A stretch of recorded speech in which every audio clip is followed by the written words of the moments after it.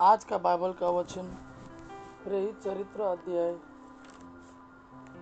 13 वचन 44 से 52 और आज का सुसमाचार संत यूहन्ना के अनुसार अध्याय 14 वचन 7 से 14। प्रेरित चरित्र अध्याय 13 वचन 44 से 52।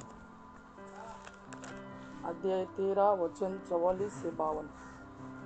अगले विश्राम दिवस नगर के प्राय सब लोग ईश्वर का वचन सुनने के लिए इकट्ठा हो गए। यहूदी इतनी बड़ी भीड़ देखकर ईर्ष्या से जल रहे थे और पौलुस की निंदा करते हुए उसकी बातों का खंडन करते रहे। पौलुस और बरनबास ने निडर होकर कहा, यह आवश्यक था कि पहले आप लोगों को ईश्वर का वचन सुनाया जाए, परंतु आप लोग इसे अस्वीकार करते हैं और अपने को अनंत जीवन के योग्य नहीं समझते। इसलिए हम अब गैर यहूदियों के पास जाते हैं। प्रभु ने हमें यह आदेश दिया है, मैंने तुम्हें राष्ट्रों की ज्योति बना दिया है, जिससे तुम्हारे द्वारा मुक्ति का संदेश पृथ्वी के सीमांतों तक फैल जाए।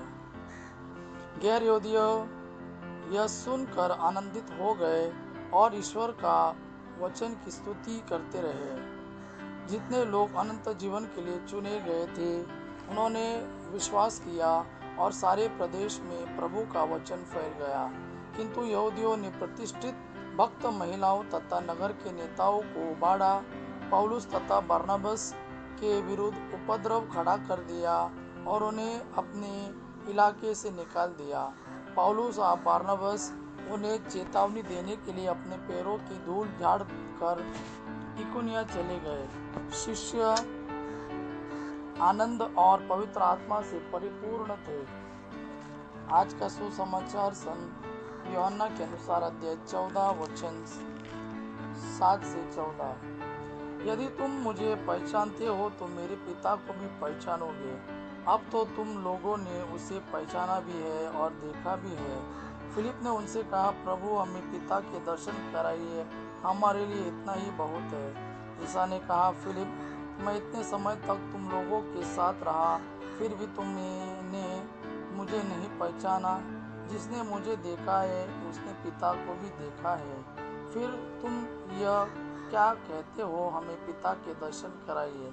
क्या तुम विश्वास नहीं करते हैं कि मैं पिता में हूँ और पिता मुझ में है? मैं जो शिक्षा देता हूँ वह मेरी अपनी शिक्षा नहीं है।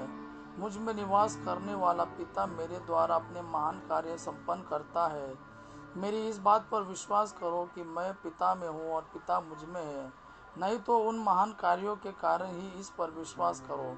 मैं तुम लोगों से यह कहता हूँ, जो मुझ में विश्वास करता है वह स्वयं वे कार्य करेगा जिन्हें मैं करता हूँ, वह उनसे भी महान कार्य करेगा, क्योंकि मैं पिता के पास जा रहा हूँ।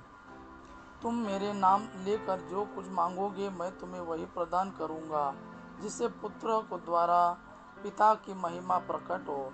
यदि तुम मेरा नाम लेकर मुझसे कुछ भी मांगोगे तो मैं तुम्हें वही प्रदान करूँगा। यह प्रभु का वाणी है। प्रभु को धन्यवाद। अब्बा पिता की महिमा और पुत्र यीशु का प्रेम आप पर सदा सर्वदा बना रहे। आमीन।